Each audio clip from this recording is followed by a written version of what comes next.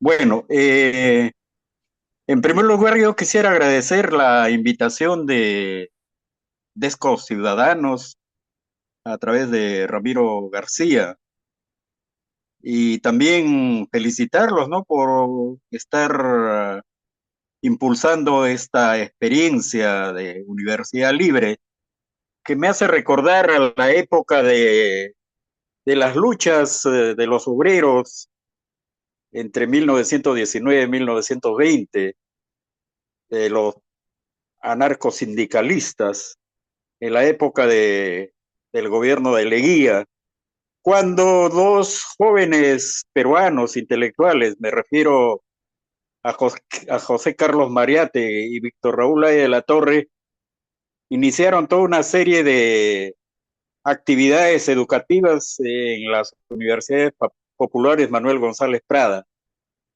Muy bien, en ese sentido considero de que el trabajo que realizan ustedes, especialmente con las mujeres de nuestro país, es muy importante, teniendo en cuenta que el Perú es un país de grandes contrastes, ¿no? Donde desde la época colonial tenemos una familia patriarcal, clasista, racista y que históricamente ha excluido a las mujeres, especialmente a las mujeres andinas, a las mujeres amazónicas y, por qué no decirlo, a las mujeres afroperuanas.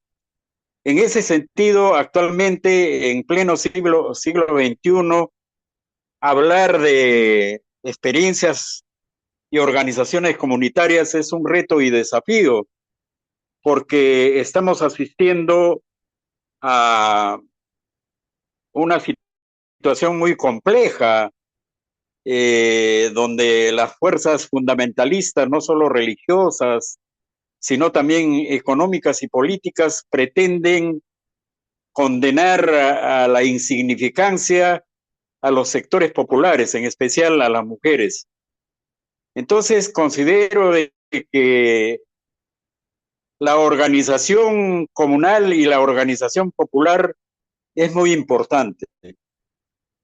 La historia peruana ha demostrado que las mujeres, a través de su organización y de movilización social, en el organizadas en el movimiento feminista, conquistaron muchos derechos, como el derecho a ser reconocidas como ciudadanas, en un país donde históricamente, como decía Quijano, las víctimas de la colonialidad del poder, es decir, los indios, los negros y los mestizos no eran considerados como ciudadanos. Es por eso que oportunamente Alberto Flores Galindo decía que el Perú es una república sin ciudadanos. No nos olvidemos que en nuestra patria las mujeres indígenas, los hombres indígenas, las mujeres y hombres afrodescendientes y analfabetos recién tuvieron el derecho pleno a elegir libremente en 1980. Entonces, ahora más que nunca, yo creo que la organización popular de las mujeres es muy importante para poder hacer frente a esta tendencia del desprecio, ¿no? A la participación política, no solo de las mujeres, de los afroperuanos, sino también de los mestizos, como yo. Entonces, en ese sentido, actualmente los gobernantes nos dicen que ellos luchan por un Estado social de derecho, por la gobernabilidad y por la defensa de la democracia. Pero yo diría, parafraseando a la canción puneña, esta democracia no es democracia, teniendo entendido de que, como decía Henry Peace, la democracia en nuestro país todavía es una democracia tutelada, es decir, es una democracia tutelada por los grupos de poder económico y político, por las pequeñas élites de poder económico y político.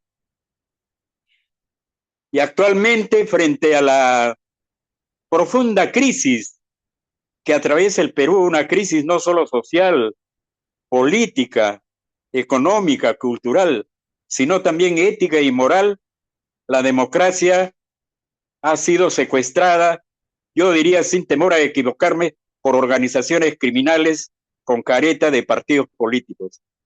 Y van a disculpar de repente voy a herir susceptibilidades, pero yo considero de que actualmente los llamados partidos políticos son organizaciones criminales que desprecian, como vuelvo a repetir, a la participación y organización de las mujeres, de los niños, de los adolescentes, de los jóvenes y de las personas de tercera edad.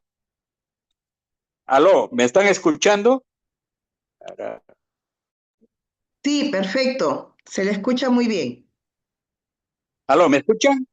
Sí, sí se le escucha. Bueno, entonces yo quisiera aprovechar esta oportunidad para citar un texto que estuve leyendo de un joven historiador sanmarquino que se llama José Carlos Agüero. Su texto tiene un título muy sugestivo, ¿no? Dice La política del miedo en el Perú. Y me interesó esta parte que voy a leerla para que cada uno de nosotros podamos sacar nuestras conclusiones. ¿Qué dice José Carlos Agüero en pleno siglo XXI?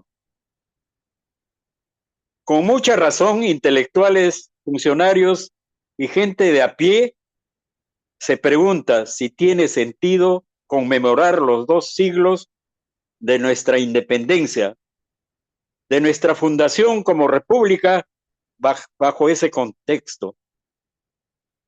¿Qué sentido darle si lo que vemos es la suma de nuestros males o la culminación de una mala historia? Y agrega, el Perú, en el Perú, si una mujer o un varón de una zona alto andina, un afroperuano o un indígena de la selva amazónica ha vivido más de 70 años, ha sufrido semiesclavitud, servidumbre, analfabetismo, hambre, ha sido explotado hasta la extenuación, ha sido humillado frente de sus hijos, ha sufrido la represión por luchar por, por derechos elementales, por reducir su jornada laboral a menos de 16 horas, por sus tierras, por el agua. Ha sido masacrado en nombre del progreso. Ha podido votar libremente recién en 1990. Y lo que afirma Agüero me hace reafirmar a mí personalmente en mis convicciones. Como decía Aníbal Quijano, después de la derrota de 2 revoluciones descoloniales, una en el siglo XVIII y otra en el siglo XX, es decir, la revolución de Túpac Amaru en el siglo XVIII y la revolución haitiana en el siglo XIX, si bien es cierto que somos un Estado independiente, pero seguimos siendo sociedades coloniales, no solo en el Perú, sino también en América Latina. ¿Y por qué esta afirmación? Porque estoy plenamente convencido de que después de esta derrota estratégica de parte de los dominadores españoles, la sociedad peruana sigue siendo un Estado independiente sobre una sociedad colonial. Pues aunque la derrota del colonialismo español produjo estados independientes, la sociedad continuó no solamente organizada según las estructuras de poder de lo que hemos denominado colonialidad del poder. Esto implica, como vuelvo a repetir, que las víctimas de este patrón del poder siguen siendo dominados, explotados, excluidos de la democracia en este país. Y la coyuntura actual lo demuestra palmariamente que esta situación no ha mejorado. Recordemos la crisis política que se produjo a raíz del fallido golpe de Estado del presidente Castillo el 7 de diciembre del 2022. Con toda razón, las organizaciones populares, especialmente del Ande, de nuestra patria, dijeron no, no a la ocupación del poder por parte de lo que ellos llaman de una señora usurpadora, que para hacer valer el pacto corrupto entre el Ejecutivo y el Congreso, que lo disfrazaron con una sucesión constitucional, llegaron a cometer actos de violencia y represión, acusando a los ciudadanos y a las ciudadanas andinas, fundamentalmente, y andinos, fundamentalmente, de ser terroristas, de ser subversivos, de ser ponchos rojos, etcétera, etcétera. Y el saldo de la represión fue brutal. 49 peruanos asesinados con armas de fuego, entre ellos 7 niños, niñas y adolescentes. Entonces, como la misma canción dice, esta democracia no es democracia. Entonces, por eso la importancia que tiene la organización protagónica que tienen que formar o tienen que forjar las mujeres del campo y la ciudad. Y como en este caso, ustedes, compañeras y compañeros que participan en esta universidad libre, que gracias también al auspicio de la Escuela de Trabajo Social de la Universidad Nacional Mayor de San Marcos, es posible que yo esté presente acá, en este lugar. Entonces yo creo que cada uno de nosotros, como ciudadanos que sentimos con el corazón y que pensamos con el corazón, con la mente, que nuestro país atraviesa por una profunda crisis, tenemos que decir basta frente a tantos abusos, frente a la marginación, frente a la explotación, frente a la dominación y frente a la captura del Estado por las élites económicas y políticas corruptas en este país.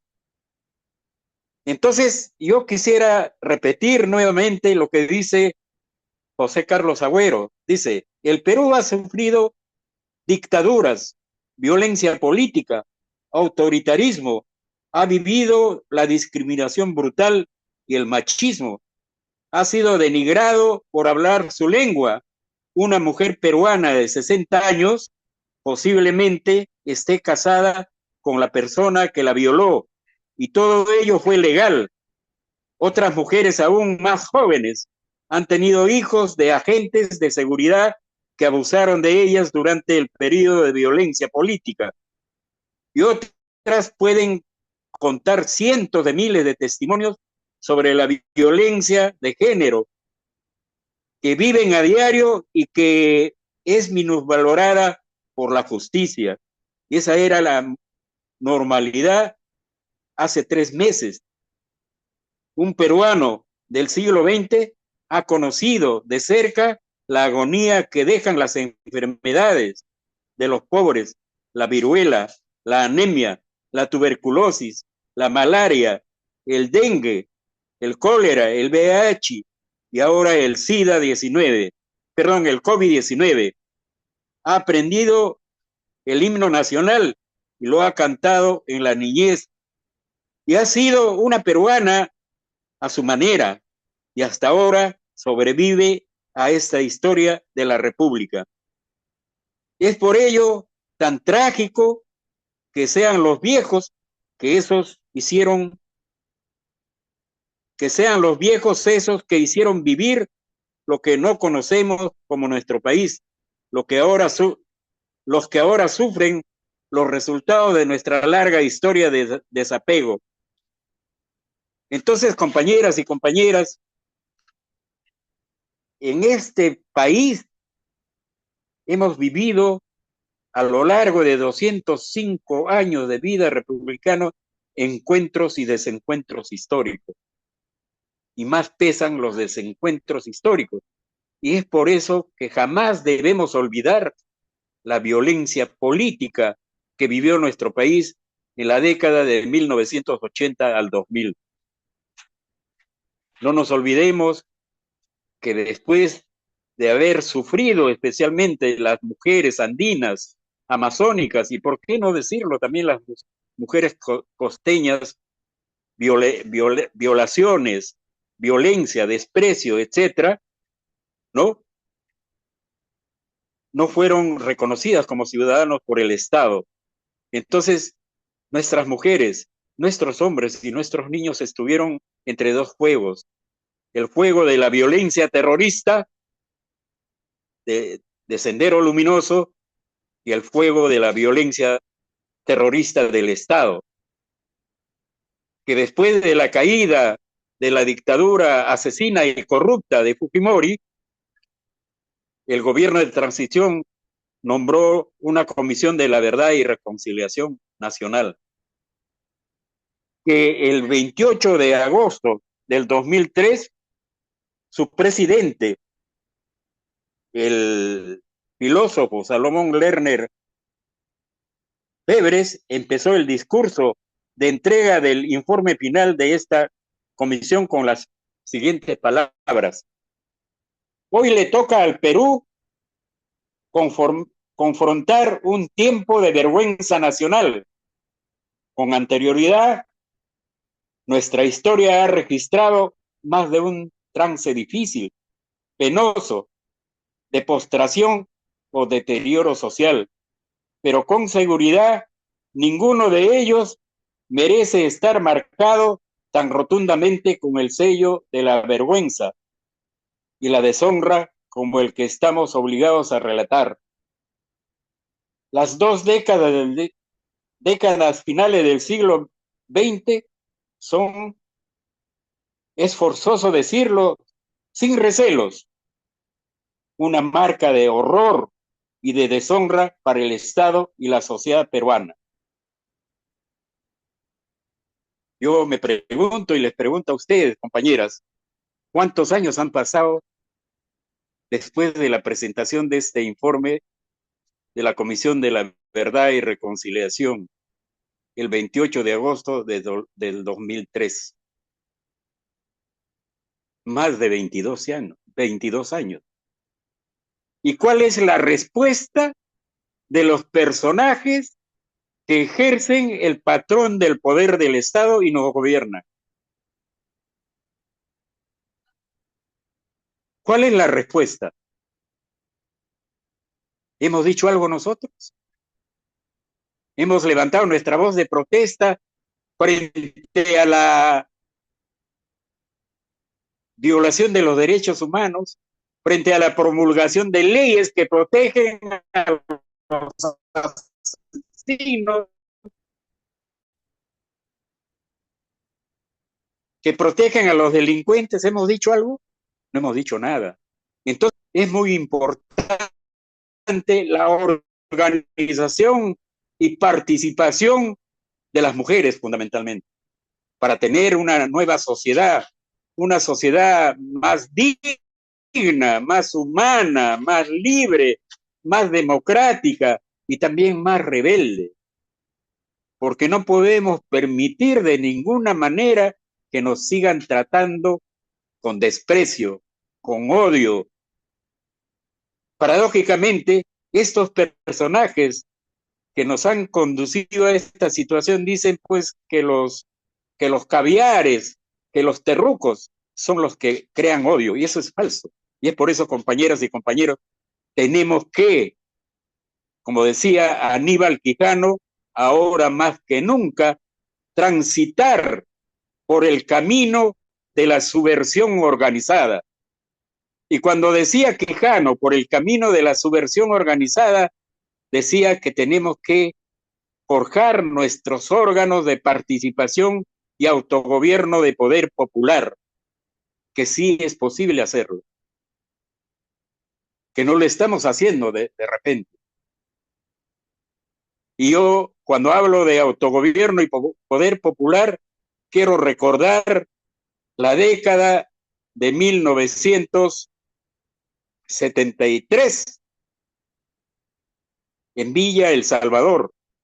El pueblo organizado forjó una organización de autogobierno y poder popular que se denominó la Comunidad Urbana Autogestionaria de Villa El Salvador, donde participábamos mujeres, hombres, jóvenes, niños, niñas y adolescentes, y transformamos un inmenso arenal, ¿no? Lleno de pobreza, de desigualdad, en un pueblo luchador, en un pueblo solidario. Lamentablemente esta experiencia fue desmontada, paradójicamente, por el Estado. Cuando yo digo del Estado, cuando se crea el municipio o la municipalidad de Villa El Salvador. Y paradójicamente, desde ese poder del Estado, del gobierno local, los alcaldes,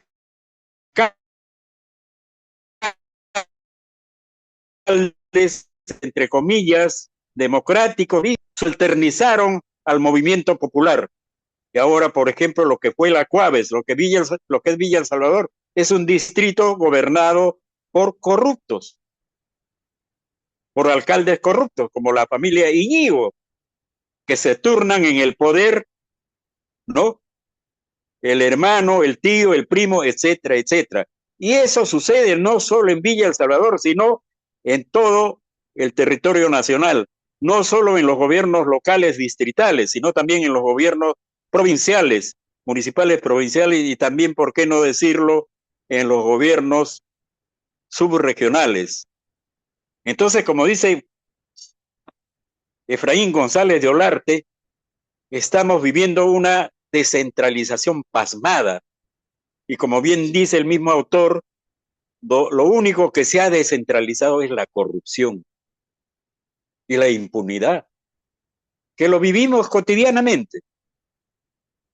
Los ciudadanos de a pie que trabajamos y ganamos nuestro sueldo con el sudor de nuestra frente, pero los que nos gobiernan no tienen ningún escrúpulo para robar, para beneficiarse, porque creen que el Estado es su botín.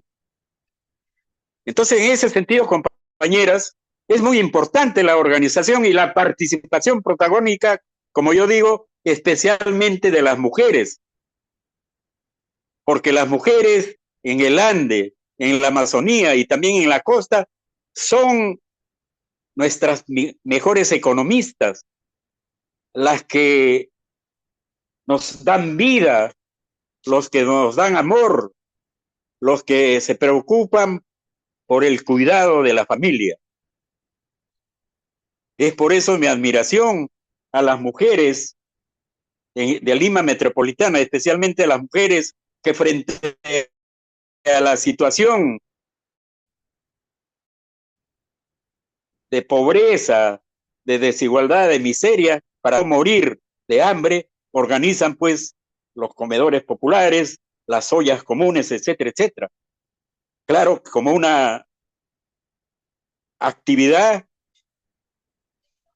para acumular fuerzas, yo diría, para organizar una organización popular femenina autónoma que esté en la capacidad de disputarle el campo de la política y la economía a los que están saqueando nuestro país. Y en ese sentido, yo creo que ahora más que nunca tenemos que tener la plena convicción que si no hay organización y si no hay movilización, estos personajes que tienen capturado el Estado y tienen secuestrada la democracia, nos seguirán tratando como a sus subalternos, nos seguirán tratando como a sus vasallos. Y eso no podemos permitirlo de ninguna manera.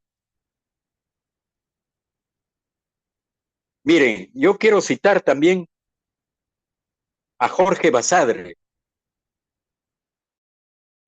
Jorge Basadre, historiador sanmarquino, en 1947 escribió un libro titulado Meditaciones sobre el destino histórico del Perú. En 1947, hace 78 años. Y voy a leer la parte que nos interesa para comparar que en nuestro país, para nosotros, como decía Fanon, para los condenados de la tierra, y como decía Martí, para los pobres de la tierra, la situación no ha mejorado. ¿Qué decía Jorge Basadre?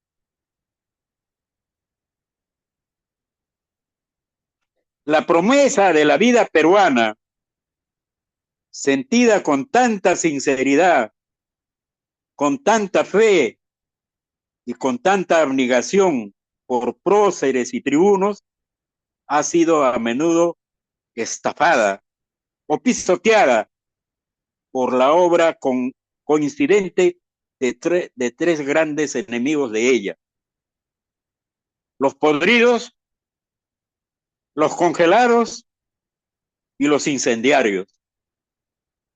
Los podridos han prostituido y prostituyen palabras, conceptos, hechos e instituciones al servicio exclusivo de sus miembros, de sus medros, de sus granjerías, de sus instintos y sus apasionamientos.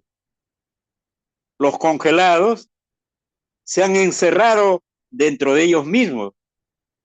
No miran sino a quienes son sus iguales y a quienes son sus dependientes, considerando que nadie más existe.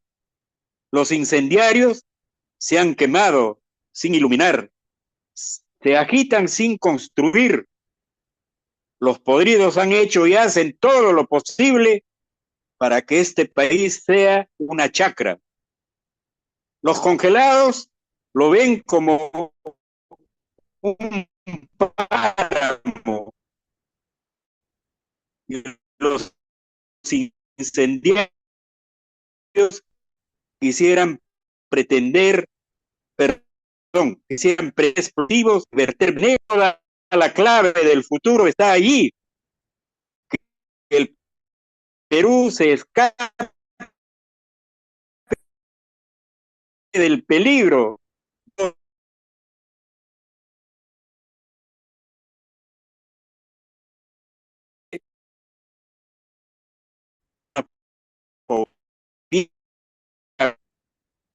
Inacción de los peruanos. Hace 78 años decía esto Jorge Basadre. Y si hacemos un examen de nuestros males contemporáneos, la situación no ha mejorado. Sin exagerar, yo diría, ha empeorado.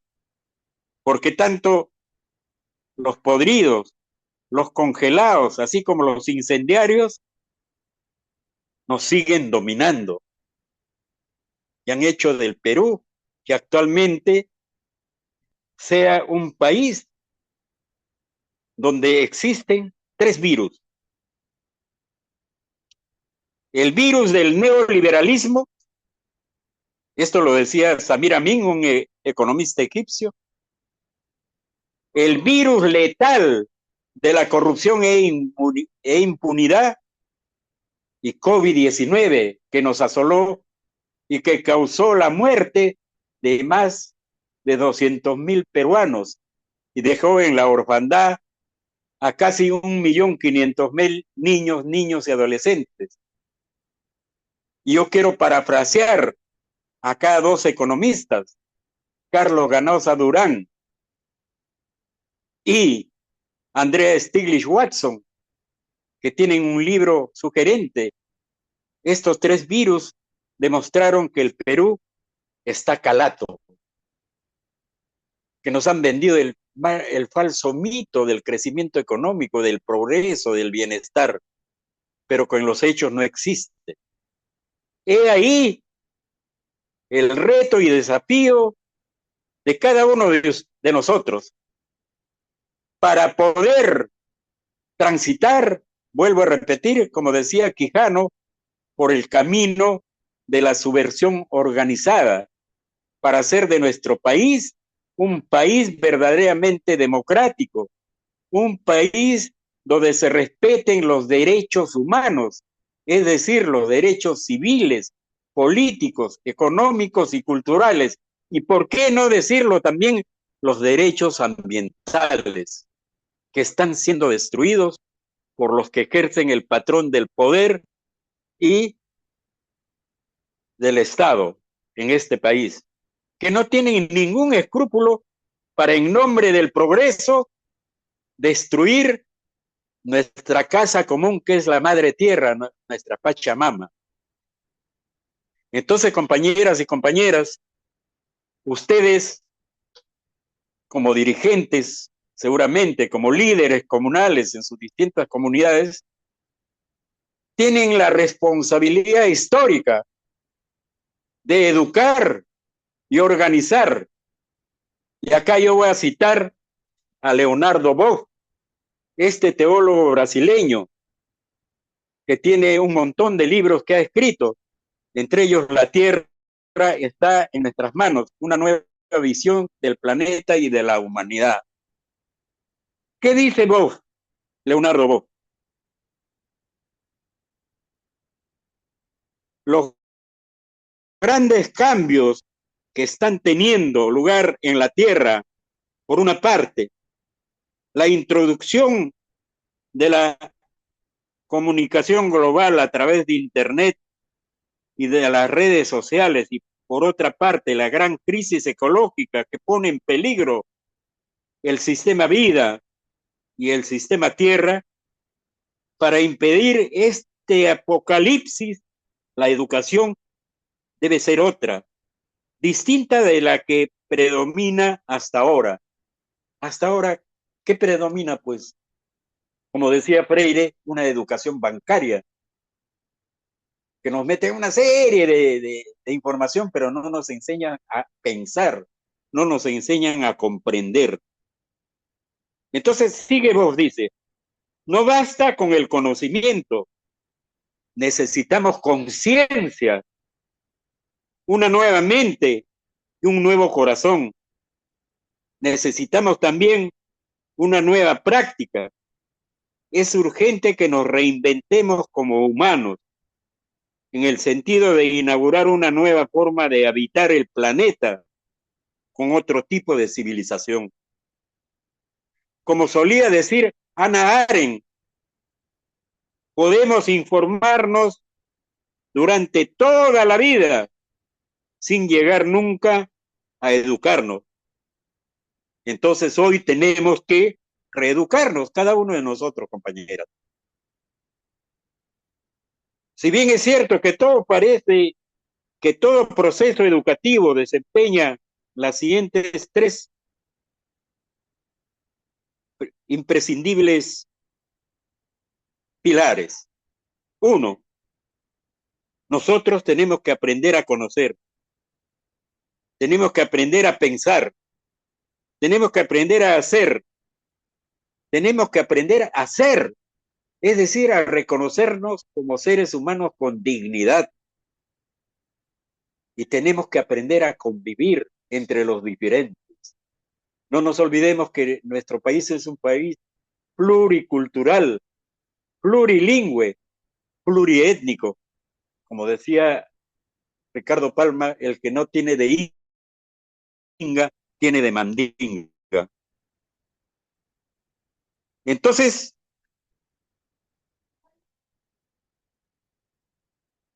compañeras, como dice vos,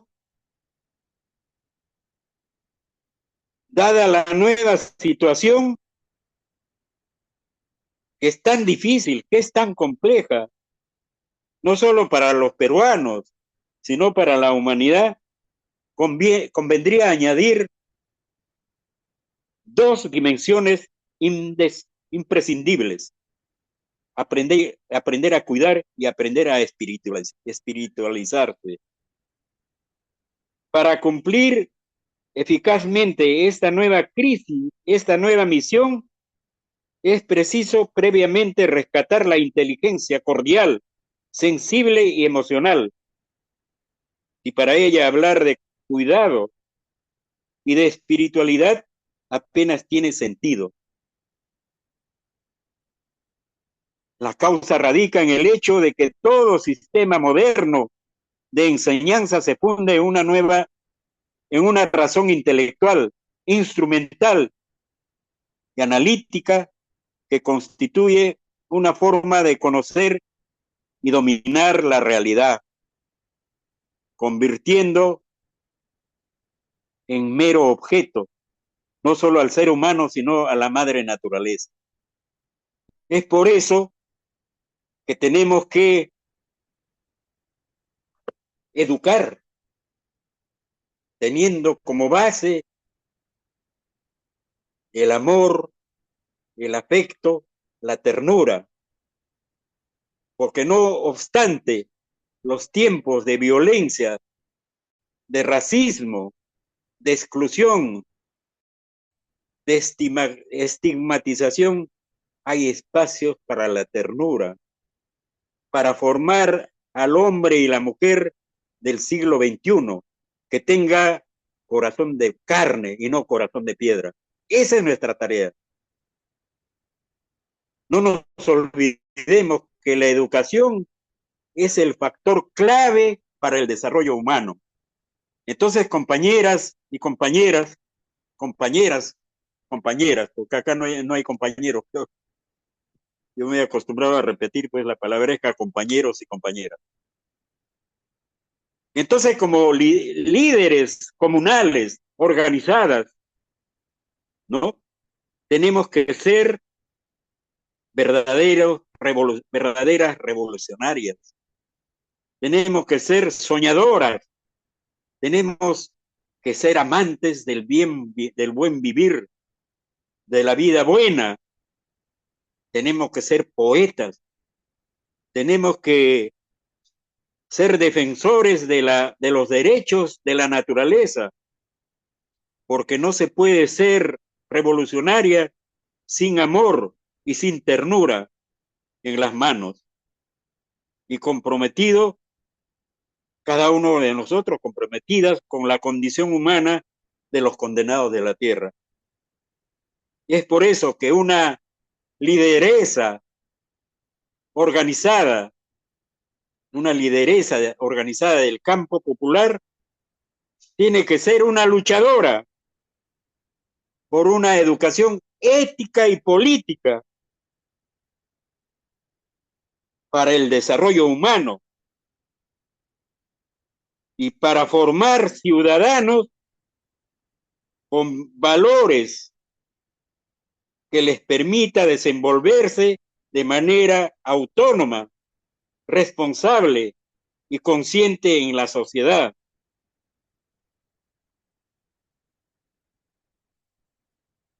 Para contradecir a estos sectores fundamentalistas que nos hacen creer que todo está bien en este país.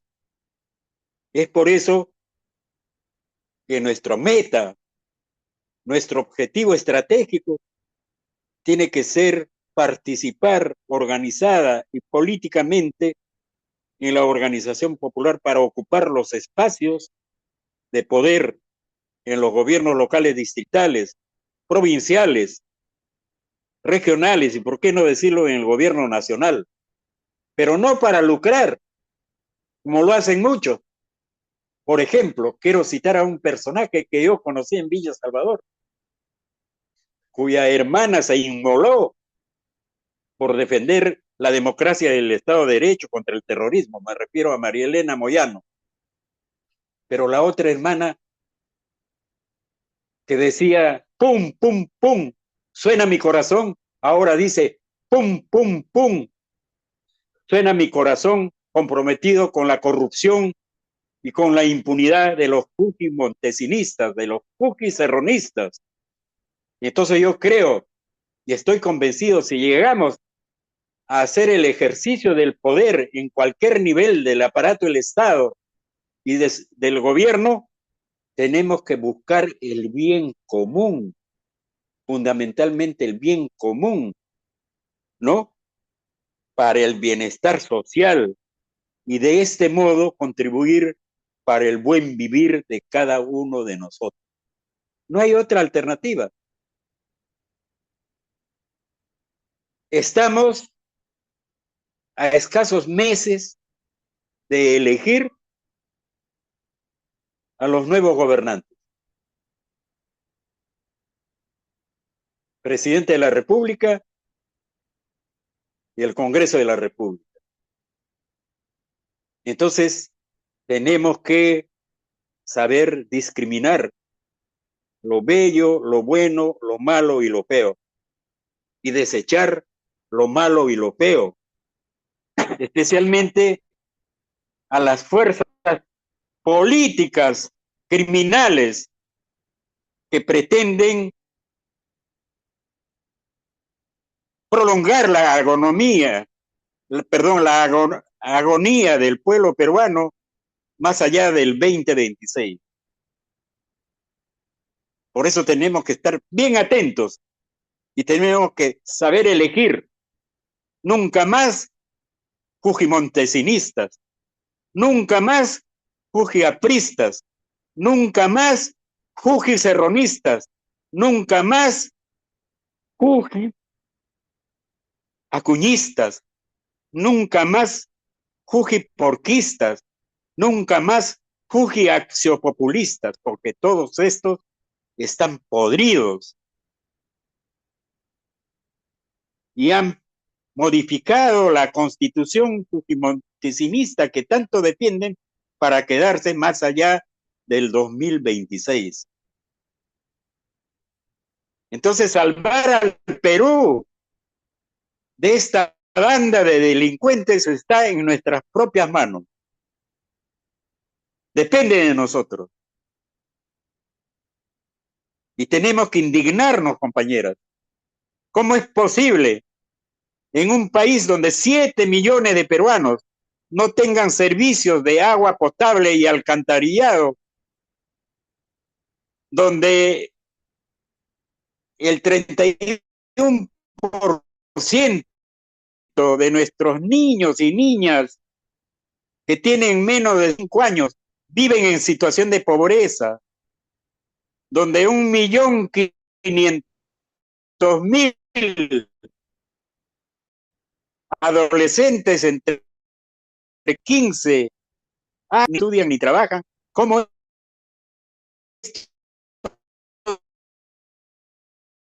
delincuentes pueden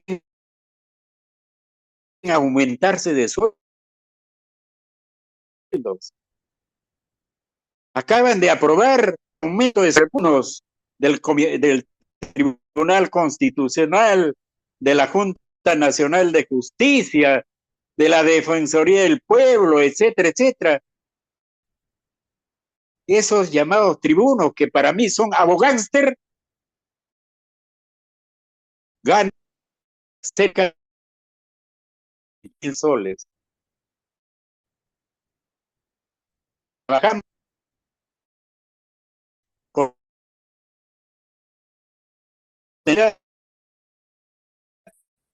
no risque el sueldo de la canasta básica familiar, que es de 8 soles en el Perú. Realmente, en el Perú, la población económicamente activa, es decir, los ciudadanos y ciudadanas de edad de trabajar, es informales.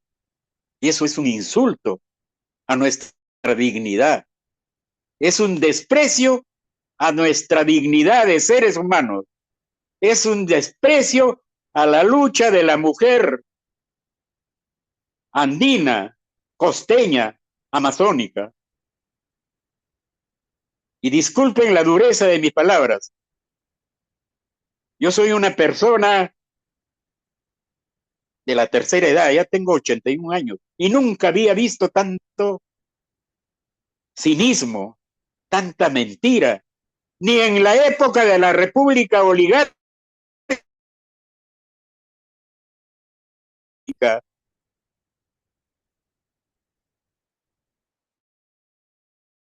Y ahora, en el siglo XXI, ¿no?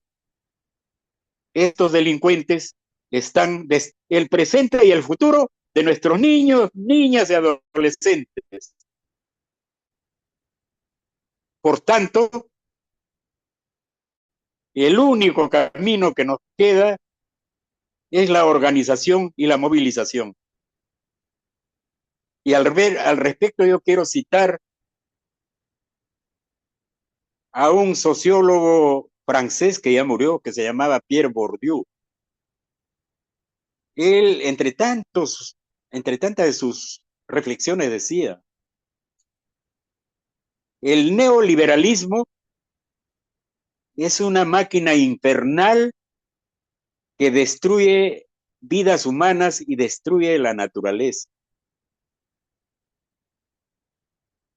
Y el neoliberalismo que implantó el fujimorismo en 1990 está destruyendo a las presentes y futuras generaciones de nuestro país. Pero lo más grave, como decía también otro sociólogo peruano, apellidado Portocarrero, que ya se murió lamentablemente, hemos sido naturalizados por la ética, entre comillas, de Vladimiro Montesinos. Roba pero hace obras. Eso no podemos permitirlo, compañero. De ninguna manera. No podemos permitir de ninguna manera. Entonces, voy a citar nuevamente a Quijano, a Aníbal Quijano. Desde la sociología liberadora, tenemos que contribuir a la deconstrucción epistemológica o a la descolonización epistemológica de las ciencias sociales frente al norte, América y eurocentrismo, que nos impide mirar nuestros molinos de viento, porque nosotros desde el sur global estamos en la capacidad, si estamos organizados y movilizados, ¿no?, de construir un nuevo país, un país con rostro humano, donde nuestros niños sean felices de verdad, donde los viejos como yo también seamos felices de verdad. Esa es la tarea. Entonces la tarea es, como decía Bourdieu, vuelvo a repetir, en otro texto, que la historia de la humanidad demuestra en la medida que las organizaciones y los movimientos sociales son fuertes y estén cohesionados, van a ser capaces de imponer a los estados neoliberales y a los gobiernos neoliberales políticas sociales que estén orientadas al desarrollo de nuestras capacidades, de nuestras habilidades, pero con una buena educación que nos enseñe a pensar, con una buena salud, es decir, una salud preventiva, promocional, con trabajo productivo digno, que nos paguen sueldos dignos, porque para eso trabajamos. No hay otra alternativa, compañero. No sé cuánto tiempo me queda. ¿Aló? Hola, ¿cómo está? Sí, Enrique, ya pasamos los 40 minutos, pero si alguien desea hacer alguna pregunta, si no, podemos ir leyendo los comentarios que nos han puesto en el chat. ¿Alguien desea? Lamentablemente, mire, yo tengo problemas acá en mi internet y acá en el celular. Yo quisiera que Ya, me lea las preguntas para poder responder. perfecto. De repente, para mejorar un poco la señal, puede apagar la cámara para que pueda tener mejor señal, quizás, y solamente el audio se le mantiene. No sé si usted puede. Ok. Bien, vamos leyendo Ya, a ver, dígame usted. vamos leyendo los comentarios que han puesto en el chat. Dice Juana Isabel Bailón, derechos no, porque una mujer nos gobierna, pero gobierna para su provecho. Lo mismo que esas congresistas que nos han vulnerado nuestros derechos trabajando por un miserable sueldo, mientras todo el gobierno y los congresistas se suben el sueldo. María Sáenz, coincido con usted sobre los partidos políticos que se han convertido en una organización criminal y son los abanderados de la corrupción a lo largo y ancho de nuestro país. Annie Antoinette dice, ahora el sueldo de la presidenta es una cachetada a la pobreza. El sueldo mínimo de muchos y el sueldo mínimo de muchos y el trabajo gratuito a las amas de casa. Rosalía Alba dice, estoy de acuerdo con usted cuando dice que los partidos políticos son grupos políticos criminales en el Perú. Es verdad, porque en el Perú hay mucha desigualdad de convivencia, por más testimonios de maltrato a las mujeres, se ríen y no hacen nada y estamos con mucha violencia política. Ana María Mendoza dice, por fin, felicito al señor Jaramillo por su intervención acertada, concuerdo con él.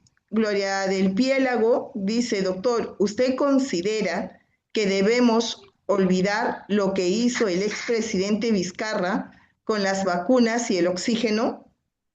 Juana Bailón dice, sí, si protestamos, nos matan.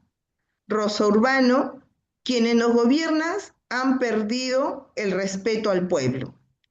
Juana Bailón, los delincuentes están en el Congreso como en el gobierno con una gran organización criminal y muy bien organizada. Rosario González, tenemos una sociedad dormida. Margarita Monforte, tenemos un Congreso cómplice sacando leyes que protegen al delincuente y por otro lado una presidenta que se ha duplicado el sueldo sin importarle el hambre del pueblo. Margarita Monforte exactamente es lo que más se ha descentralizado. Doris Landa, muy claro su ponencia, esa es la realidad. Gracias, profesor. Rosalía Alba dice, cierto, era la Cuaves la comunidad autogestionaria de Villa El Salvador.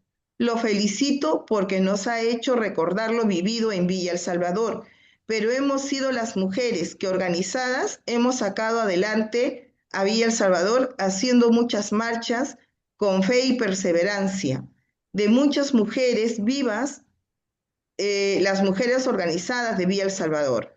Muchas gracias al ponente, muy buena explicación, excelente, bien preparado y sobre todo saber mucho de la historia. Muchas gracias, dice. Y bueno, hay mucho más, pero lo último te lo leo aquí, profesor Jaramillo, y de ahí continuamos, ¿no? Juana Bailón dice, aunque muchos no lo crean, en el COVID fue un negocio mundial, un gran engaño. Mataban a los de más edad y así cobraban los doctores por cada muerto. No, yo lo sé por tener familiares en el hospital trabajando y el gran negocio de los balones de oxígeno fue eso, un gran negocio. Hasta aquí algunos comentarios. Yo no sé, profesor Jaramillo, si usted quiere. ¿Aló? ¿Me Sí, por escucha? supuesto, vamos a responder. Y de ahí continuamos. En efecto, Ujú. a ver, lamentablemente en el Perú, vuelvo a repetir, nuestra república, como decía Flores Galindo, es una república sin ciudadanos. Fue. Pero actualmente, como dice también otro politólogo liberal, Eduardo Vergara, somos ciudadanos, entre comillas, pero sin república, ¿no es cierto? Porque el Estado y la democracia, el Estado capturado por delincuentes y secuestrado por y la democracia secuestrada por delincuentes también, no nos consideran como ciudadanos. En el papel somos ciudadanos. Entonces, la culpa en parte la tenemos nosotros por no saber elegir. ¿Por qué? Porque durante 35 años después de que Fujimori impuso la terapia de shock, yo jamás me voy a olvidar el 8 de agosto de 1990. Y acá me acuerdo, el 8 de agosto, Ramiro García era jovencito y participaba en un taller de teatro con los Yuyashkani en la Cuaves. Y yo ese tiempo trabajaba entre Villa El Salvador y la provincia de Sihuas con las rondas campesinas. Entonces logramos viajar con un grupo de chicos y chicas de Villa El Salvador, entre ellos Ramiro García, a Sihuas para que presenten una obra de teatro para las campesinas y los campesinos. Y en eso se dio el Fukishok, 8 de agosto de 1990. Y en el mes de agosto, y en Sihuas, en el mes de agosto, se celebra la fiesta patronal a la Virgen María de las Nieves. Entonces, el Fukishok, como dice una periodista canadiense, Noami Klein, fue una cirugía mayor, sin anestesias y con cuchillo. De un día para otro, los pobres aumentaron en un 92%. En Sihuas, ese tiempo estábamos con los chicos y los provincianos, los que somos migrantes, retornamos pues a nuestra tierra para visitar a nuestros familiares, ¿no? Y muchas veces pues algunos migrantes ya son un poco aculturados, regresan pues con su grabadora, con su filmadora, etcétera, etcétera, ¿no? Cuando lo sacan a bailar huayno, dicen no sé bailar huayno, ¿no? Entonces, ese día después de las fiestas, la gente lloraba porque no tenían plata para regresar. Fue terrible, fue terrible. Eso jamás debemos olvidar, porque Fujimori, como buen delincuente, como buen corrupto, aplicó la terapia del shock, pero sus políticas sociales eran del goteo y el chorreo, de lo que, ¿no? Del derrame, goteo y chorreo. Lo que sobraba nos daba pues en forma de migajas, ¿no? Es por eso que Nelson Manrique decía, los pobres en el Perú nos hemos convertido en menesterosos felices agradecidos al caudillo de turno. Y todos los gobernantes que siguieron a Fujimori, a excepción del gobierno de transición que fue muy corto con el presidente Paniagua, Toledo, ¿se acuerdan? El cholo sano y sagrado, producto del error estadístico. ¿Qué hizo? Recibió muchos dólares de Odebrecht. Ahora está preso por corrupto. Y las políticas sociales eran por regalar cosas a la gente. ¿Quién le sucedió a Toledo? Alan García, ¿no es cierto? Su segundo gobierno, él decía el cambio responsable. Pero fue uno de los gobiernos más irresponsables, porque pretendió parcelar la Amazonía y regalar la Amazonía a las grandes empresas transnacionales. que gracias a la organización y la rebeldía de los movimientos amazónicos se produjo pues la represión de la curva del diablo. Hay que recordar, no hay que olvidar la historia. ¿Se acuerdan? El 2005, el Baguazo. Y bueno, ¿cómo terminó su gobierno? Aguado en corrupción. Ahora, ¿dónde está Alan García?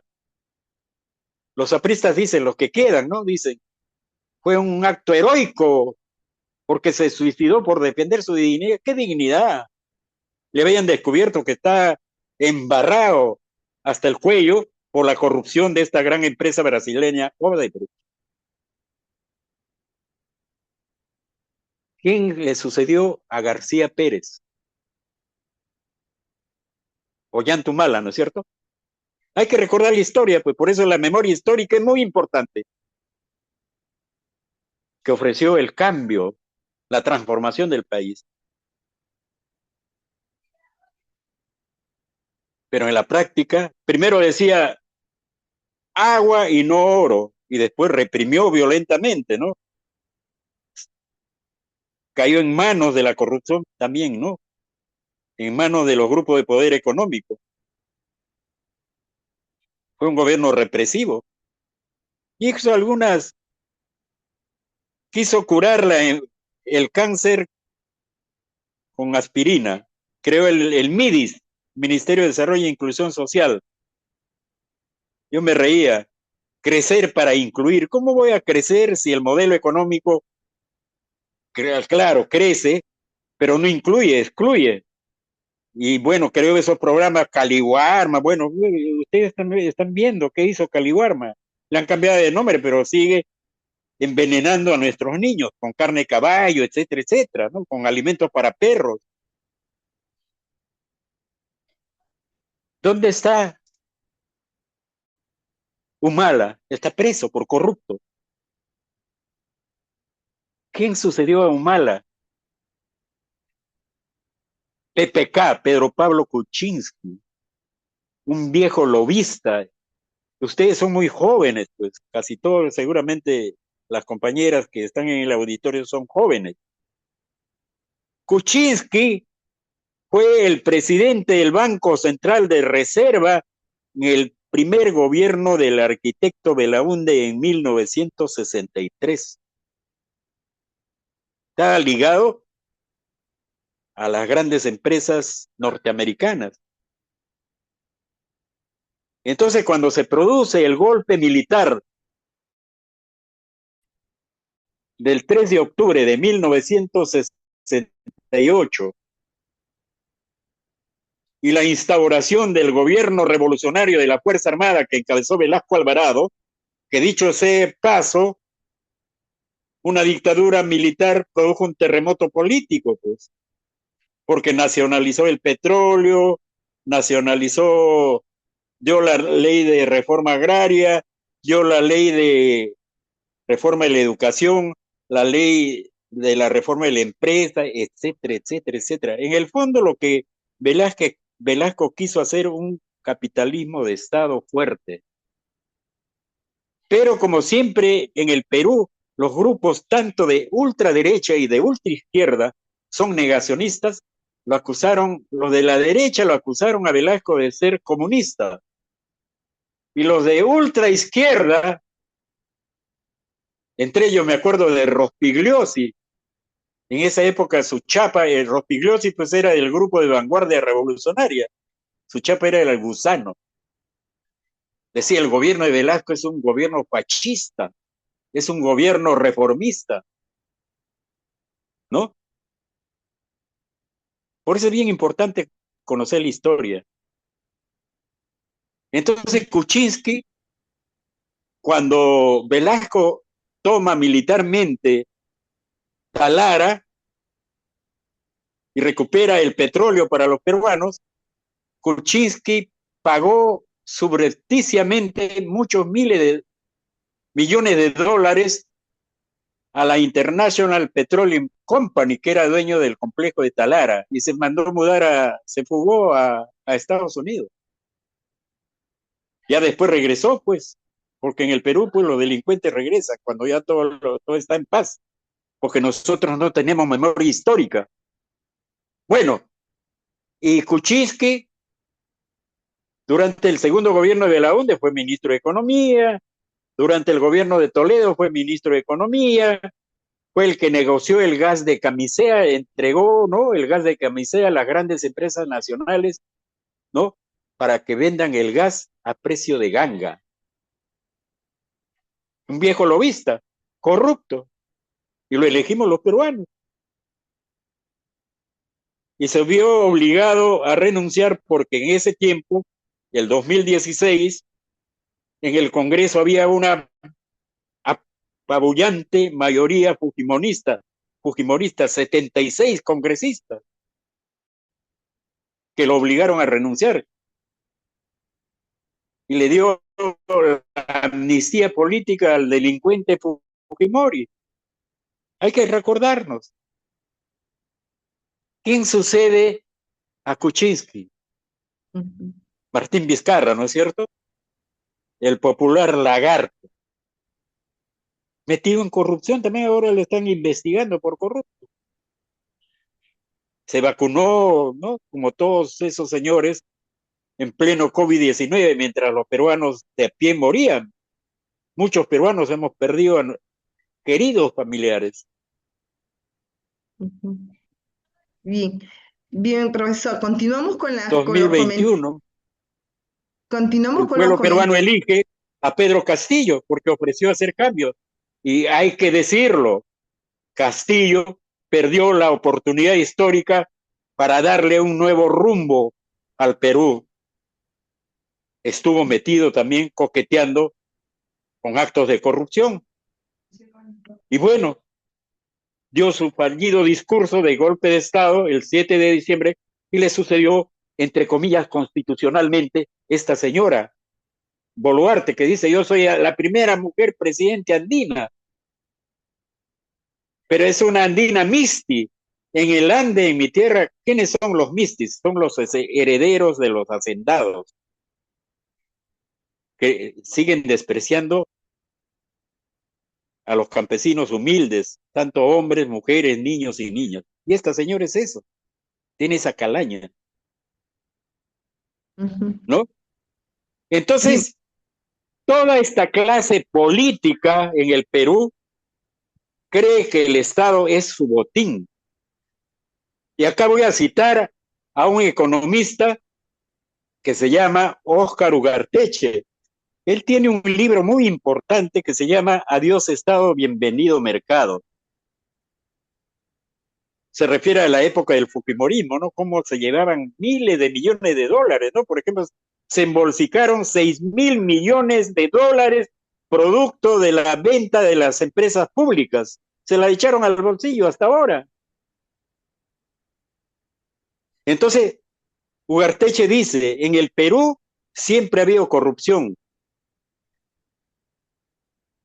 Y cita tres momentos históricos: 1861, 1865, la época del guano y el salitre. Había mucho dinero de libre disposición. El Perú era gobernado por el gran mariscal Ramón Castilla, pero sin embargo había mucha corrupción. El segundo momento histórico, según Ugarteche, es la época de la Patria Nueva, durante el gobierno de Augusto B. Leguía, que prometió la patria nueva para el Perú, o sea, 1919-1930.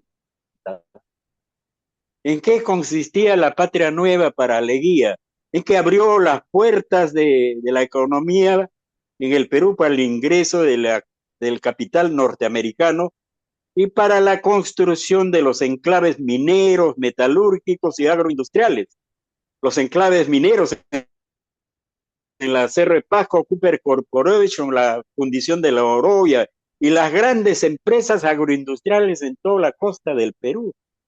En esa época había mucha corrupción. pero Leguía murió preso en el Panóptico. El Panóptico era una cárcel que estaba ubicada en el Paseo de la República, donde actualmente está todo el Hotel Sheraton y ese complejo comercial. Ese era el Panóptico. Ahí murió preso Leguía por corrupto. Y el tercer momento histórico donde hubo corrupción desembocada fue la época de la honradez, tecnología y trabajo en el gobierno de Fujimori de 1990 al 2000. Entonces, compañeras y compañeros, hemos sido nosotros naturalizados por la corrupción. Y acá yo quiero introducir una categoría sociológica de un sociólogo Boaventura de Sousa Santos. Hemos sido inoculados por la razón ciega, indolente y perezosa. Cuando digo razón ciega, estamos viendo que roba, pero dice, está bien, pues roba, pero hace obra, ¿no? Indolente, viendo, ¿no? Que los niños se mueren por falta de vacunas. Bueno, pues es así, pues no, ¿para qué los pobres tienen tantos hijos? Es una razón indolente. Y una razón perezosa, no queremos pensar, no queremos innovar, no queremos hacer cosas audaces, como por ejemplo ustedes tienen que tener la audacia de organizarse, movilizarse, por ejemplo los que son de Villa El Salvador o las que son de Villa El Salvador para tomar el poder del gobierno local, del distrito y regenerar el distrito, refundar la democracia en el distrito para gobernar con lo que era la CUAVE, pues. Porque hasta ahora también, yo siempre me invitan, yo voy.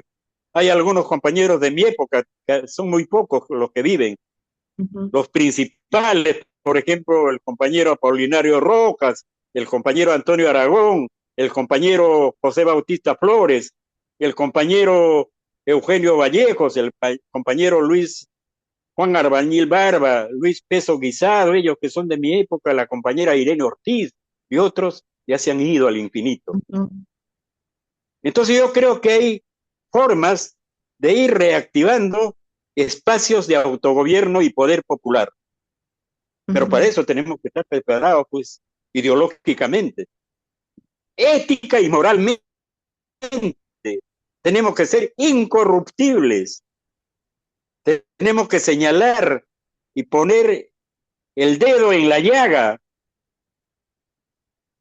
Por eso estas elecciones de abril, del 12 de abril del 2026 son claves. Después no nos quejemos. Sí. Yo Vamos a tengo la continuar. certeza de que todas las compañeras que participan en este curso,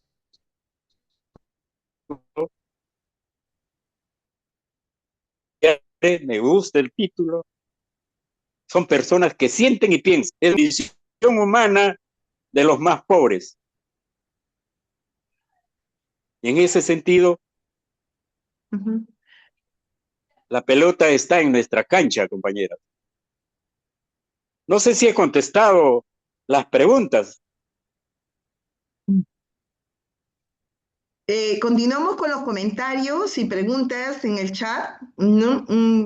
Por ejemplo, dice Ana María Mendoza, Está me bien, saco el está bien. sombrero por tremendo, perfecto, me saco el sombrero por tremendo personaje hablando de la realidad. Me hace recordar a Luis Alberto Sánchez, que era como una biblioteca hablada y a pesar de su ceguera. Dolores Guardamino nos dice, estamos gobernados por un narcoestado que anula y somete a nuestro pueblo, haciendo leyes a su conveniencia, depredando nuestro país y regalando nuestra riqueza, malogrando y contaminando nuestro medio ambiente, sometiendo a nuestro pueblo para que esto Para esto es muy importante organizarnos. Debemos defender nuestro amado país. Gracias por sus buenas enseñanzas. Ana Sánchez, porque el país necesita hombres y mujeres que no se compren ni se vendan para el mejor futuro de un país íntegro. Flor Macedo nos comenta, se debería hacer una campaña de no voto. ¿Cuál será la reacción de los políticos corruptos a esta campaña? Verónica Niegues dice, compañeras, organicémonos. Juana Bailón dice, y desgraciadamente volverán a gobernar, pero si el pueblo peruano se levanta y dice basta, tendremos un buen gobierno. Hagamos como hicieron en el Ecuador y votaron a ese presidente de años atrás. Flor Macedo, y en la realidad son los únicos partidos políticos que tienen el control de todo el poder del Estado. Edith Valdivia, muy buena exposición. Saber que ellos se quieren perpetuar en el poder para llenarse los bolsillos. Flor Macedo dice, la pregunta del millón, ¿por quién votar? Rosalía Alba, la hermana de María Elena, fue una oportunista que subió al carro sin ser nada.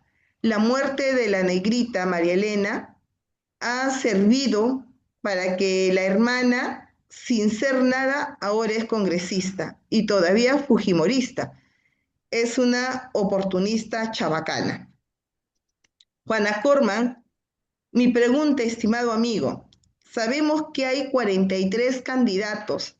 Según su percepción, ¿usted se atrevería a recomendarnos a alguien, algún candidato que realmente plantee una política de cambio verdadero? Hasta ahí, Enrique, de ahí vamos con los siguientes grupos. Gracias. A ver, eh, durante 35 años nos han metido pues, de la idea de la antipolítica, que la política es mala, pero ellos, los delincuentes, hacen política, los fujimoristas, todos estos, ¿no? Fujimoristas, ya he dicho, ¿no? Cerrón, tanto los de ultraderecha como los de ultraizquierda son corruptos. Entonces, compañeras, yo creo que nosotros tenemos que tener la inteligencia de recuperar nuestra memoria histórica, porque sin memoria histórica van a seguir considerándonos como vasallos, como en la época de la colonia. Yo recuerdo en la época de la colonia he leído, había la discusión de la controversia de Valladolid, en España, donde dos frailes discutían frente a la denuncia de los abusos que cometían los españoles acá en América Latina. Me refiero a Fray Ginés Juan de Sepúlveda y a Fray Bartolomé de las Casas. Fray Ginés Juan de Sepúlveda decía, los indios son seres salvajes, son seres paganos, son seres abominables, son seres antropófagos, no tienen Dios. Entonces, la violencia contra ellos se justifica, porque ellos han nacido para trabajar, para servir al rey, porque son vasallos del rey. Y por otra parte, Fray Bartolomé de las Casas decía, no, los indios son seres humanos que tienen su propia cultura, su cosmovisión del mundo, de la tierra. y hay que evangelizarlos respetando su cultura, pero venció pues la propuesta del bárbaro Fray Ginés de Sepúlveda, que está vivita y coleando actualmente. Por ejemplo, ese alcalde de Lima, que le dicen Porqui, ¿por qué de repente muchos de ustedes votaron? Porque les ofreció Lima potencia mundial. Él anda pregonando pues el amor a Dios, al prójimo. Yo voy a ser el alcalde de los cerros, ¿no? Para el alcalde de las ollitas comunes, etcétera, etcétera. Pero se voltea y está insultando, ¿no? Esos caviares, esos corruptos, esos terrucos tienen que ser fusilados. Ese es el pensamiento de Juan Ginés de Sepúlveda del siglo XVI. Entonces, una democracia no puede funcionar con 48 partidos políticos.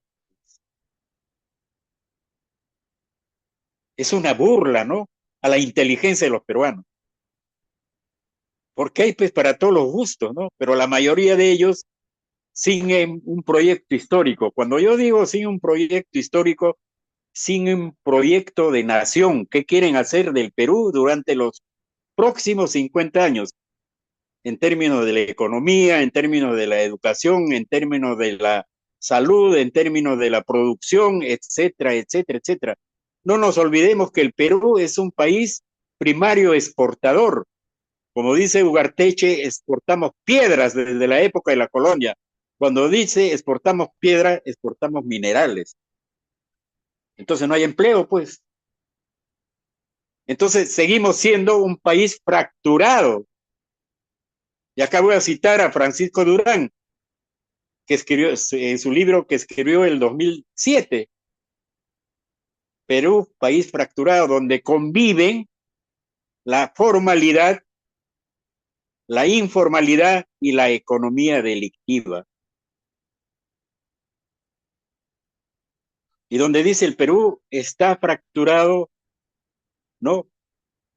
Donde hay fracturas horizontales y fracturas verticales. Cuando Durán dice fracturas horizontales, dice que el país es un país donde hay estratos sociales A, B, C y D. Los estratos sociales A y B tienen mucho dinero, educan a sus hijos en las mejores universidades en Estados Unidos, o en la Pacífico, en la de Lima, o en la Católica. Y tienen mucho dinero hasta para hacerle una cesárea a la mascota. Los estratos sociales C, los estratos sociales C es la falsa clase media, los maestros, los abogados, ¿no? Que viven entre el terror de ser pobres y la esperanza de ser ricos, pero para ser ricos no tienen ningún escrúpulo de ser corruptos. Por ejemplo, como esta abogada llamada Patricia Benavides, tremenda corrupta ligada al narcotráfico, que quiere regresar a ser fiscal de la nación. Su defensor, ese abogado que se llama Jorge del Castillo, viejo aprista, corrupto. Otro abogado un poco más joven, Abanto, Humberto Abanto, de igual manera, sinvergüenza, corrupto. Otro abogado, Wilber Medina, del APRA, corrupto, sinvergüenza. No tienen escrúpulos porque quieren vivir bien, pues, pero sin ética profesional. Y los sectores D y E, los que vivimos entre el hambre y la miseria. Entonces, esta situación tiene que cambiar. Y cuando Durán dice fracturas verticales, se refiere a que existen altas tasas de informalidad. La gente no tiene trabajo y para sobrevivir tiene que dedicarse a vender, como dice la canción, chicle, cigarro y caramelo. o dedicarse las niñas a la prostitución, los jovencitos a la delincuencia o al narcotráfico o la minería ilegal, etcétera, que está en boga. Para ellos gobiernan tanto el ejecutivo como el legislativo. Entonces, ¿qué hacer? Yo siempre he dicho y sostengo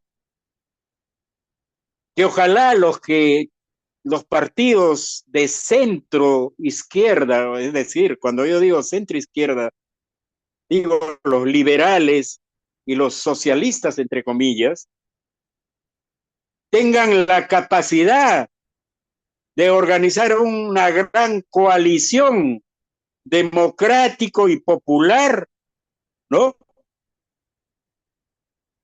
Para expulsar a estos delincuentes del poder. No hay otra alternativa.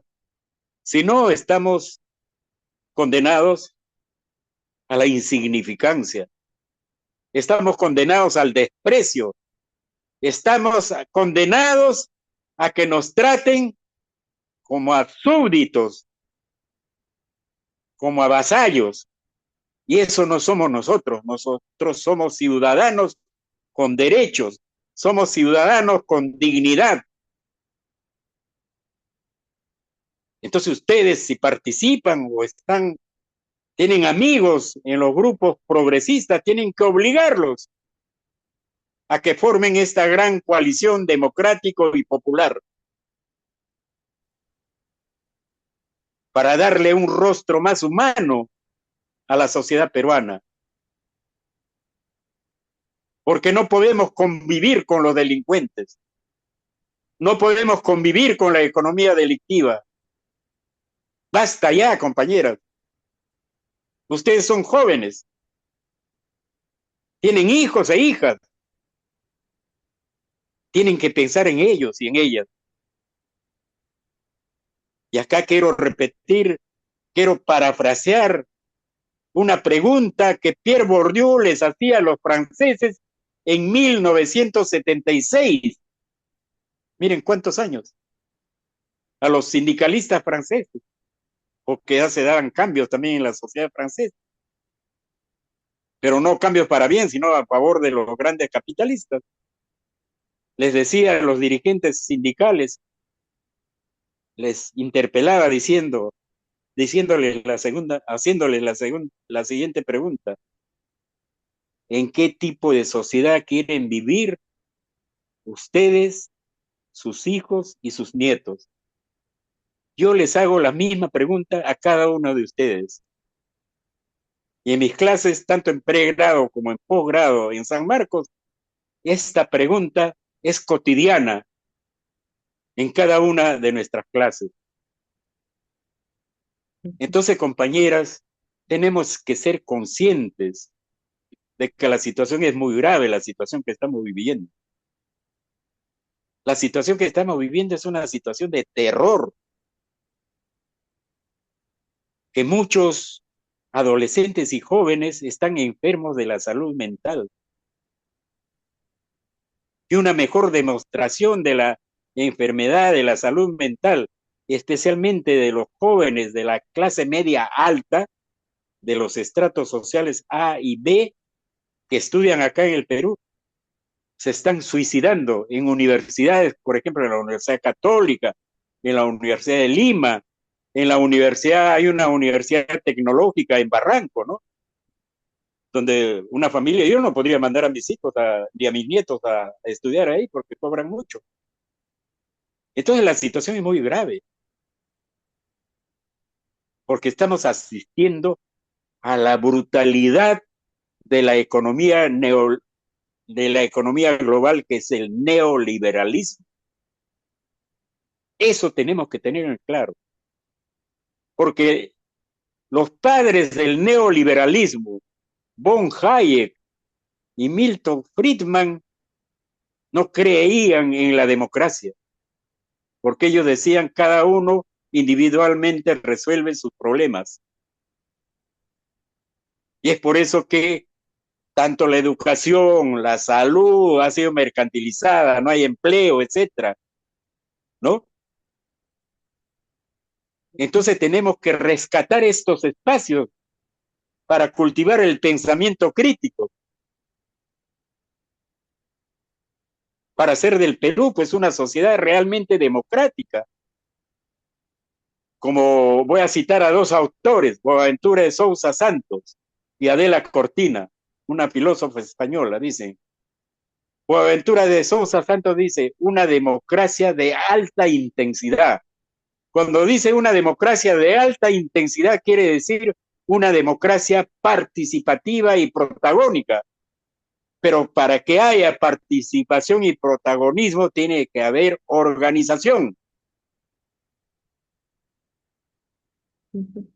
Y cuando Adela Cortina dice democracia radical, esta democracia tiene que ser radical, pues, porque tiene que ofrecer a los ciudadanos del Perú de todas las sangres las oportunidades para el desarrollo de sus habilidades y capacidades, con educación y salud de calidad, con Bien, educación que nos enseñe la comprensión, y profesor, con educación vamos, que nos enseñe a ser responsables, a ser autónomos, para ser libres de verdad. ujú, Entonces yo quiero citar también los aportes de José María Arguedas, este gran antropólogo andahuaylino, andino como yo, sanmarquino, que tiene una extraordinaria producción intelectual. Y voy a leer una parte de lo que él decía en uno de sus textos. ¿Qué decía José María Arguedas?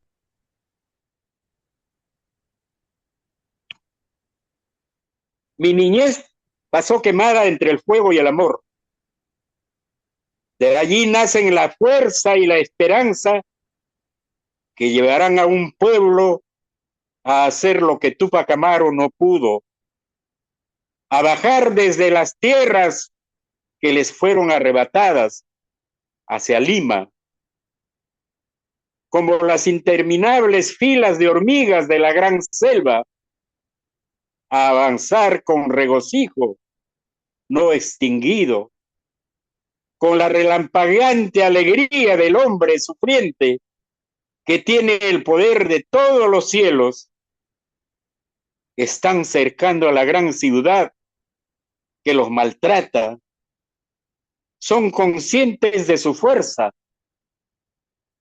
Somos miles de millones aquí, ahora estamos juntos. Nos hemos congregado pueblo por pueblo, nombre por nombre, y estamos apretando a esta inmensa ciudad que nos odiaba, que nos despreciaba como a excremento de caballo. Indudablemente el tono es amenazante, ¿no es cierto?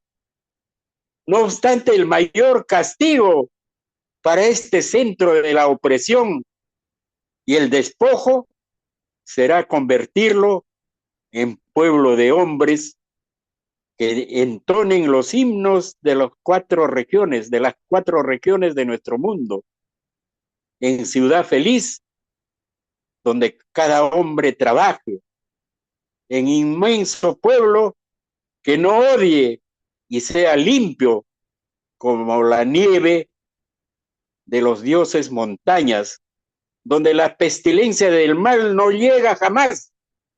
Así es.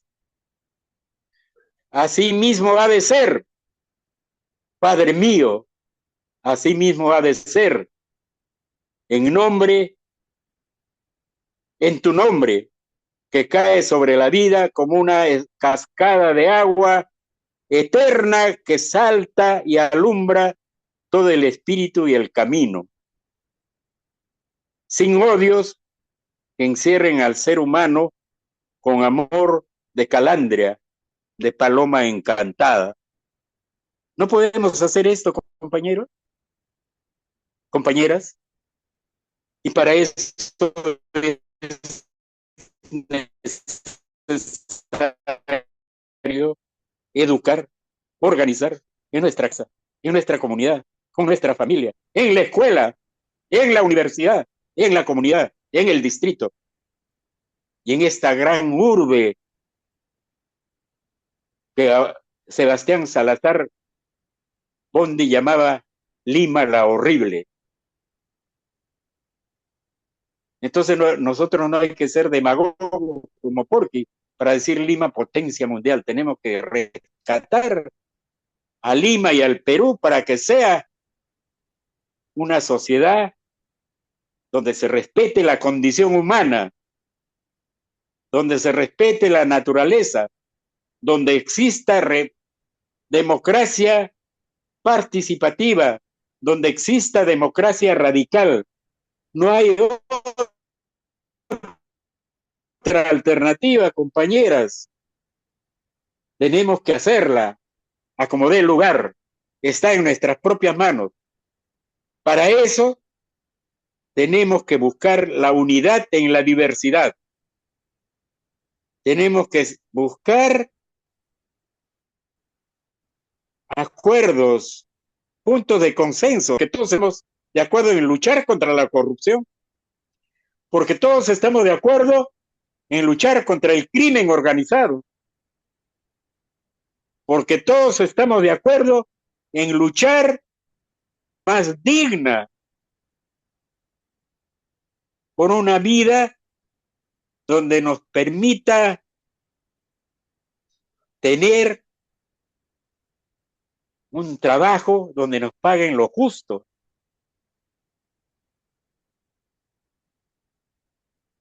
En una sociedad donde podamos vivir felices. Sí es posible. Otras sociedades en el mundo lo han logrado. Por ejemplo, las sociedades de los países nórdicos, Suecia, Dinamarca, Finlandia, porque ahí el Estado invirtió en salud, en educación, en ciencia y tecnología. Más aún teniendo en cuenta, miren, que muchas veces, pues, yo digo siempre a mis alumnos, no podemos amar lo que no conocemos. Y muchas veces nosotros ignoramos, no conocemos lo que tenemos. Y para información, para la información de cada uno de cada uno de nosotros. Dice, la geografía peruana se caracteriza por la heterogeneidad de los ecosistemas y la correspondiente biodiversidad, contribuyendo a la gran diferenciación económica, social y cultural. Es importante saber que nuestro país ocupa el 0.7% de la superficie de la Tierra.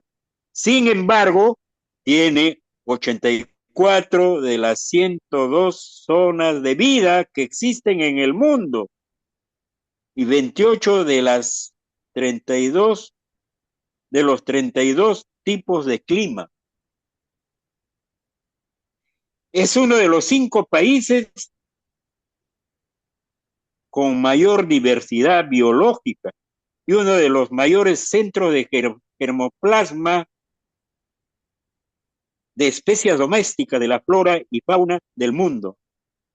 Se conocen cerca de 1.200 especies silvestres de plantas útiles para diversos fines, medicinales, industriales, ornamentales. Por lo tanto, lo que define a nuestro país, que es el Perú, es la gran diversidad ecológica, biológica, concentrada en un pequeño espacio geográfico.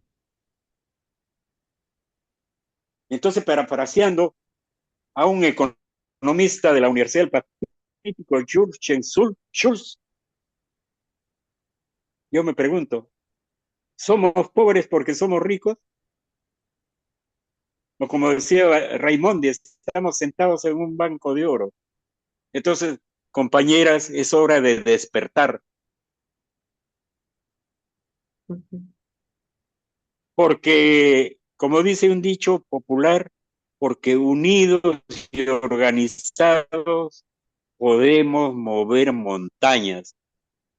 Eso lo hicimos en la Cuaves, eso lo hicimos en el departamento de Siguas con las rondas campesinas, que eran despreciados, que eran insultados por esta falsa clase media, porque decían los indios, los coqueros, los yancudos, no tienen que participar en la vida política de la provincia.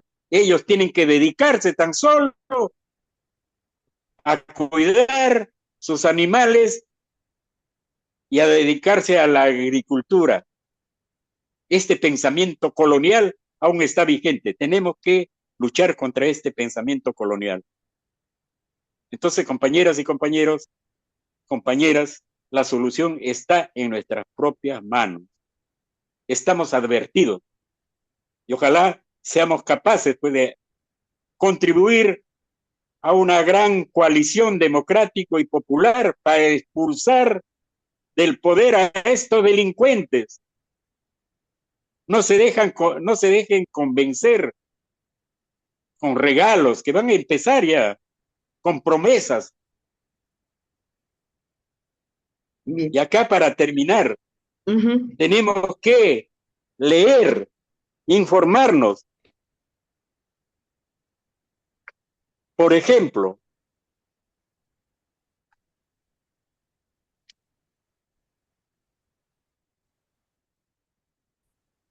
en Profesor. este país que se llama Perú, hay nuevos grupos económicos, ¿no? Hay un libro que escribió Francisco Durán, que se llama Los 12 Apóstoles de la Economía Peruana.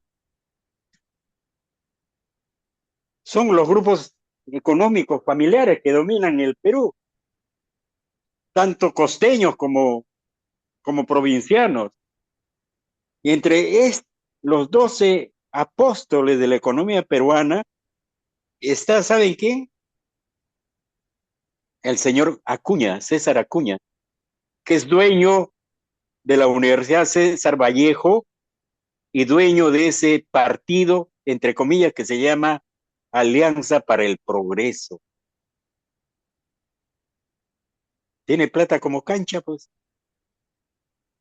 Bueno, y los grupos, por ejemplo, los Rodríguez Banda, la familia Romero. ¿Por qué creen que la familia Romero le entregó casi 3 millones de dólares en un maletín a la señora Keiko Fujimori para su campaña? O el señor Rodríguez Banda, 2 millones de dólares. O el grupo de Carlos Rodríguez Pastor, los dueños de Plaza Vea, todo de Intercop, cuyo padre fue ministro de Economía de Belaúnde en su segundo gobierno. Entonces, compañeros, despertemos. Tenemos que quitarnos las cegueras del conocimiento. Por eso tenemos que trabajar por la construcción de subjetividades. Cuando yo digo de subjetividad de pensamiento rebelde, liberador, emancipador, para romper las cadenas de dominación y explotación que sufrimos desde hace 205 años de vida republicana. Bien. Muchas gracias, profesor Enrique, por estar el día de hoy compartiendo todas lo que nos ha podido transmitir el día de hoy. Y creo que cada una de nosotras que hemos estado aquí presentes nos vamos con muchas ganas y con muchas fuerzas de poder seguir conociendo más sobre también nuestra historia y motivándonos a que nos organicemos.